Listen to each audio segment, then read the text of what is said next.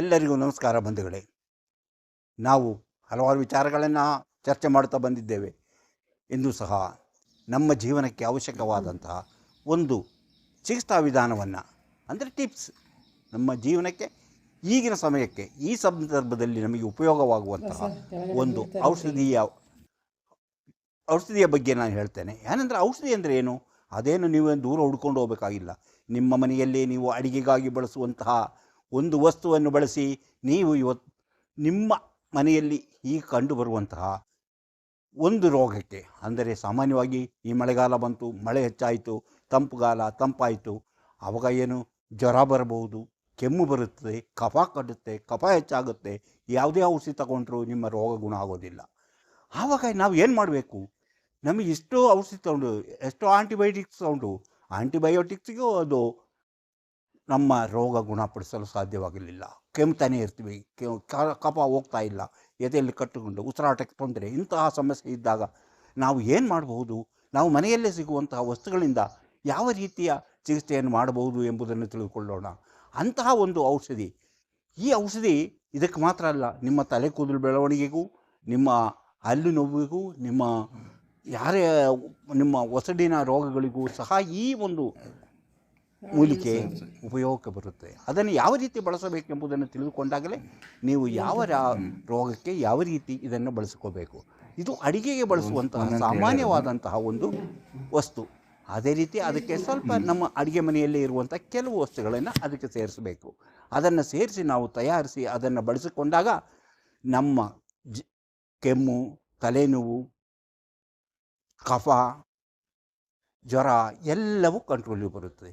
ನಿಮ್ಮ ಜ್ವರವನ್ನು ನೀವು ಕಂಟ್ರೋಲ್ ತಗೊಳ್ಳೋಕ್ಕೆ ಈ ಔಷಧಿ ಸಾಕು. ಆ ಔಷಧಿ ಬಹಳ ಪರಿಣಾಮಕಾರಿಯಾದದ್ದು.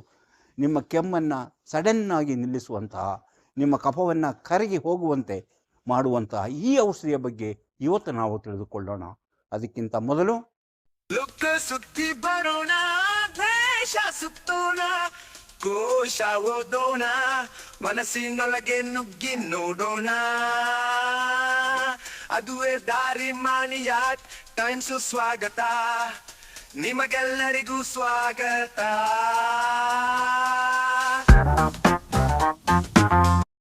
ಎಲ್ಲರಿಗೂ ಮಾಣಿಯ ಟೈಮ್ಸ್ ಯೂಟ್ಯೂಬ್ ಚಾನಲ್ಗೆ ಸ್ವಾಗತ. ನಾನು ಹೇಳಿದೆ, ನಮ್ಮ ಸಾಮಾನ್ಯವಾಗಿ ಕಾಣಿಸಿಕೊಳ್ಳುವಂತಹ ಕಫ, ಕೆಮ್ಮು, ಜ್ವರ, ತಲೆನೋವು, ಉಸಿರಾಟದ ತೊಂದರೆ, ಇದಕ್ಕಾಗಿ ನಾವು ಒಂದು ಔಷಧಿಯನ್ನು ಬಳಸಬಹುದು. ಅದೇ ಔಷಧಿ ಬೇರೆ ಏನೂ ಅಲ್ಲ, ನಾವು ಸಾಮಾನ್ಯ ಬಳಸುವಂತಹ, ಅಡಿಗೆಗೆ ಬಳಸುವಂತಹ ಈರುಳ್ಳಿ ಅಂದರೆ ದೊಡ್ಡ ಈರುಳ್ಳಿ ಅಲ್ಲ, ಸಣ್ಣ ಈರುಳ್ಳಿ ಅಂದರೆ ನಾಟಿ ಈರುಳ್ಳಿ ಅಂತ ಸಾಮಾನ್ಯವಾಗಿ ಹೇಳ್ತಾರೆ. ಆ ನಾಟಿ ಈರುಳ್ಳಿ ಸಣ್ಣ ಇರುತ್ತೆ, ಅಂದರೆ ಬೆಳ್ಳುಳ್ಳಿ ಥರ ಸಣ್ಣದಾಗಿರುತ್ತೆ. ಅಂಥ ಈರುಳ್ಳಿಯನ್ನು ನಾವು ಬಳಸಬಹುದು. ಅದನ್ನು ಯಾವ ರೀತಿ ಬಳಸಬೇಕು, ಅದಕ್ಕೆ ಯಾವ ರೀತಿ ಅದರ ಔಷಧಿಯ ಗುಣವನ್ನು ನಾವು ಪಡೆಯಬಹುದು ಎಂಬುದನ್ನು ತಿಳಿದುಕೊಳ್ಳೋಣ. ಅಡಿಗೆಯಲ್ಲೂ ನಾವು ಇದು ಬಳಸುವುದರಿಂದ ನಮಗೆ ಹಲವು ರೀತಿಯ ಅನುಕೂಲಗಳು ಇದರಿಂದ ಆಗುತ್ತೆ. ಇದು ಒಂದು ಔಷಧೀಯ ಗುಣವಿರುವಂತಹ ಒಂದು ಈರುಳ್ಳಿ ಅಂತ ನೀವು ತಿಳ್ಕೊಳ್ಬೇಕು. ಅಂದರೆ ಸಣ್ಣ ಈರುಳ್ಳಿ, ದೊಡ್ಡದಲ್ಲ, ದೊಡ್ಡಗಡ್ಡೆ ಈರುಳ್ಳಿ ಅಲ್ಲ.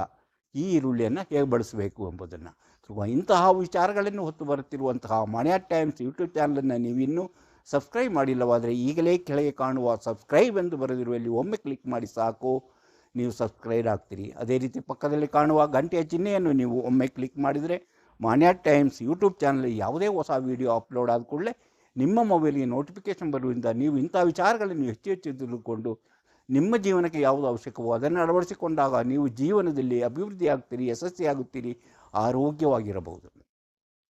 ಹಾಗೆ ಪ್ರತಿಯೊಂದು ವಿಡಿಯೋವನ್ನು ಆರಂಭದಿಂದ ಕೊನೆಯವರೆಗೂ ನೋಡಿ, ಲೈಕ್ ಮಾಡಿ, ಶೇರ್ ಮಾಡಿ, ಪ್ರೋತ್ಸಾಹ ಕೊಡಿ. ಈಗ ನಾನು ನೋಡಿದಿಲ್ಲ, ಈ ಎಲ್ಲ ವಿಚಾರಗಳನ್ನು ನಾವು ತಿಳ್ಕೊಬೇಕಾದ್ರೆ ನಾವು ಈ ವಿಚಾರಗಳನ್ನು ತಿಳ್ಕೊಂಡಾಗ ಏನು ಉಪಯೋಗ?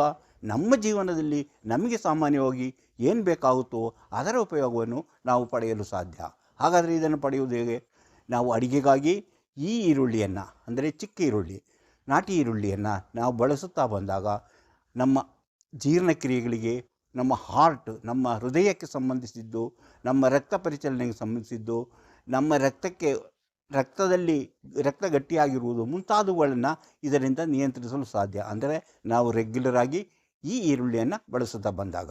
ಅದೇ ರೀತಿ ತಲೆ ಕೂದಲು ಇರುವುದು, ತಲೆಯಲ್ಲಿ ಕೂದಲು ಕಡಿಮೆ ಆಗುವುದು ಮುಂತಾದವುಗಳಿಗೆ ಇದರ ರಸವನ್ನು ತೆಗೆದು ತಲೆಗೆ ಹಚ್ಚುತ್ತಾ ಬಂದರೆ ಹೆಚ್ಚಿನ ಒತ್ತೊತ್ತಾಗಿ ತಲೆ ಕೂದಲು ಬೆಳೆಯುತ್ತದೆ, ತಲೆ ಕೂದಲು ಉದುರುವುದು ನಿಲ್ಲುತ್ತದೆ.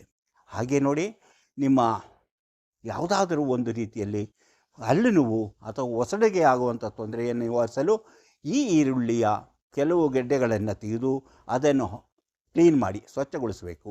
ಫಸ್ಟು ಅದನ್ನು ಸಿಪ್ಪೆ ಸುಲಿದು ಮೇಲಿನ ಸಿಪ್ಪೆಯನ್ನು ಒಂದು ಪದರವನ್ನು ತೆಗೆದು ಅದನ್ನು ಸರಿಯಾಗಿ ನೀರಿನಲ್ಲಿ ತೊಳೆದು ಅದನ್ನು ಹಾಲಿನಲ್ಲಿ ಬೇಯಿಸಿ ಅದನ್ನು ಅರೆದು ನೀವು ಕುಡಿತಾ ಬಂದರೆ ನಿಮ್ಮ ಒಸಡಿನ ರೋಗ ಮತ್ತು ಹಲ್ಲು ನೋವುಗಳು ನಿವಾರಣೆ ಆಗುವಂತಹ ಸೂಚನೆಗಳು ನಿಮಗೆ ಕಂಡುಬರುತ್ತದೆ. ನೀವು ಅದನ್ನು ಆ ರೀತಿ ಉಪಯೋಗಿಸ್ಬೋದು.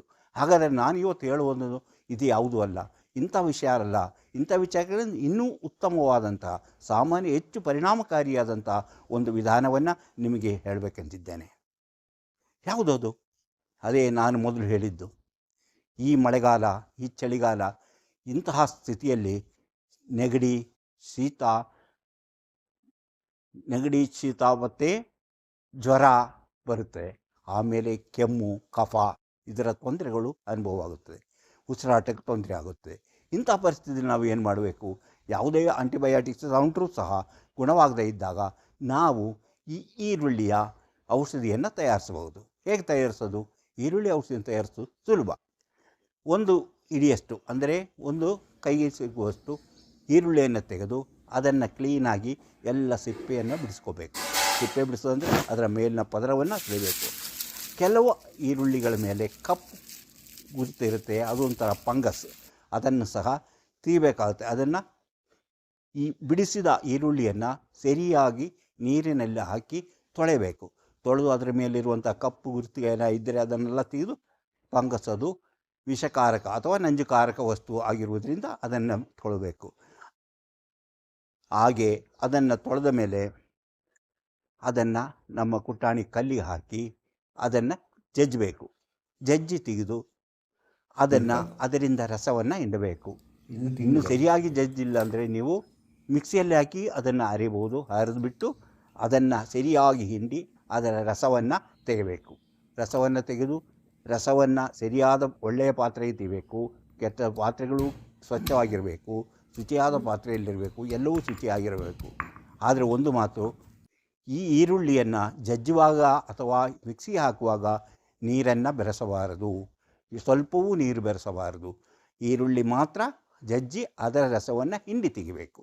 ಆ ರಸವನ್ನು ತೆಗೆದು ಒಂದು ಪಾತ್ರೆಗೆ ಹಾಕಿಟ್ಟು ಆ ಪಾತ್ರೆಯೊಳಗೆ ಸ್ವಲ್ಪ 1 ಚಮಚ ಜೇನುತುಪ್ಪ, ಶುದ್ಧವಾದ ಜೇನುತುಪ್ಪ, ಈಗ ಸಿಗುವಂಥದ್ದೆಲ್ಲವೂ ಕಲಬೆರಕೆ ಜೇನುತುಪ್ಪಗಳೇ, ಶುದ್ಧವಾದ ಜೇನುತುಪ್ಪವನ್ನು ತಂದು ಅದಕ್ಕೆ ಬೆರೆಸಬೇಕು. ಒಂದು ಸ್ಪೂನ್ನಷ್ಟು ಅಥವಾ ಅದು ಎಷ್ಟಿದೆ ನಿಮ್ಮ ಕ್ವಾಂಟಿಟಿ, ಅಂದರೆ ನಿಮ್ಮ ಅಳತೆ ಎಷ್ಟಿದೆ ಅದಕ್ಕೆ ತಕ್ಕಂತೆ ಕಾಲು ಭಾಗದಷ್ಟು, ಆ ರಸದ ಕಾಲು ಭಾಗದಷ್ಟು ಜೇನುತುಪ್ಪವನ್ನು ಹಾಕೋಬೇಕು. ಜೇನುತುಪ್ಪದ ಜೊತೆಗೆ ಒಂದು ಅರ್ಧ ಟೇಬಲ್ ಸ್ಪೂನು ಅರ್ಧ ಟೀ ಸ್ಪೂನ್ ಒಳ್ಳೆಯ ಪುಡಿ ಮಾಡಿದಂತಹ ಕಾಳು ಮೆಣಸಿನ ಪುಡಿಯನ್ನು ಬೆರೆಸಬೇಕು. ಆಮೇಲೆ ಒಳ್ಳೆಯ ಕಲಬೆರಕೆ ಇಲ್ಲದ ಅರಿಶಿನ ಪುಡಿಯನ್ನು ಒಂದು ಅರ್ಧ ಚಮಚವನ್ನು ಅದಕ್ಕೆ ಹಾಕಬೇಕು.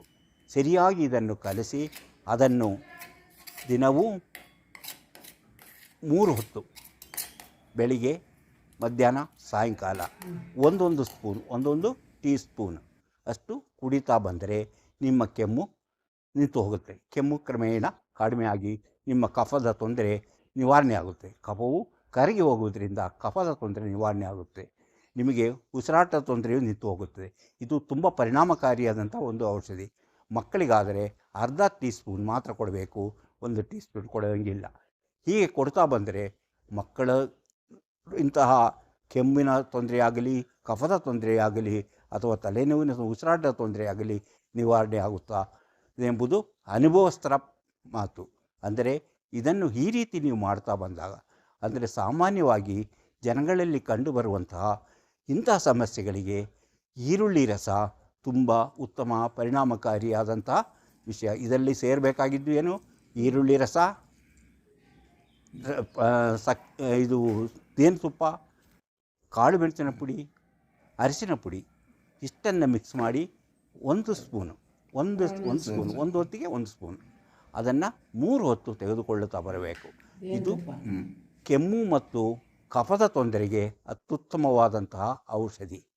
ಇದರ ಬಗ್ಗೆ ಸಂಶೋಧನೆ ನಡೀತಾ ಇದೆ. ಯಾಕೆ ಇದರಲ್ಲಿ ಯಾವ ಗುಣ ಇದೆ, ಅದರಲ್ಲೂ ಈ ಚಿಕ್ಕ ನಾಟಿ ಈರುಳ್ಳಿಯಲ್ಲಿ ಇರುವಂತಹ ಇಂಥ ಔಷಧಿಯ ಗುಣಗಳು ಯಾವುವು ಎಂಬುದರ ಬಗ್ಗೆ ಸಂಶೋಧನೆ ನಡೀತಿದೆ.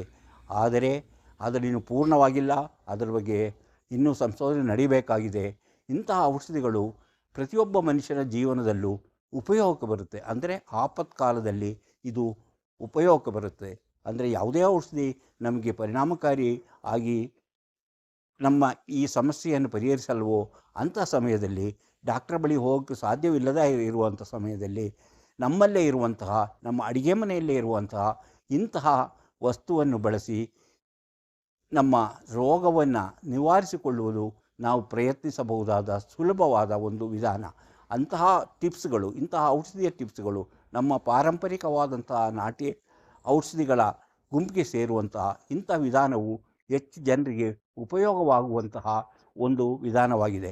ಅಂದರೆ ಚಿಕ್ಕ ಈರುಳ್ಳಿ ಅಥವಾ ನಾಟಿ ಈರುಳ್ಳಿಯ ರಸ, ಜೇನುತುಪ್ಪ, ಕಾಳು ಮೆಣಸಿನ ಪುಡಿ ಮತ್ತು ಅರಿಶಿನ ಪುಡಿ ಇಷ್ಟು ಈ ಕೆಮ್ಮು ಮತ್ತು ಜ್ವರ ಹಾಗೂ ಕಫದ ತೊಂದರೆಯನ್ನು ನಿವಾರಿಸುವಂತಹ ಅತ್ಯುತ್ತಮವಾದಂತಹ ಒಂದು ನಾಟಿ ಔಷಧಿ ಎಂಬುದನ್ನು ತಿಳಿದುಕೊಂಡಿದ್ದರೆ ನೀವು ನಿಮ್ಮ ಮನೆಯಲ್ಲಿ ಯಾರಿಗಾದರೂ ಇಂತಹ ಸಮಸ್ಯೆ ಇದ್ದರೆ ಇದನ್ನು ಬಳಸಿ ನೀವು ನಿಮ್ಮ ಇರುವಂಥ ಈ ಸಮಸ್ಯೆಯನ್ನು ಪರಿಹರಿಸಿಕೊಳ್ಳಲು ಸಾಧ್ಯ.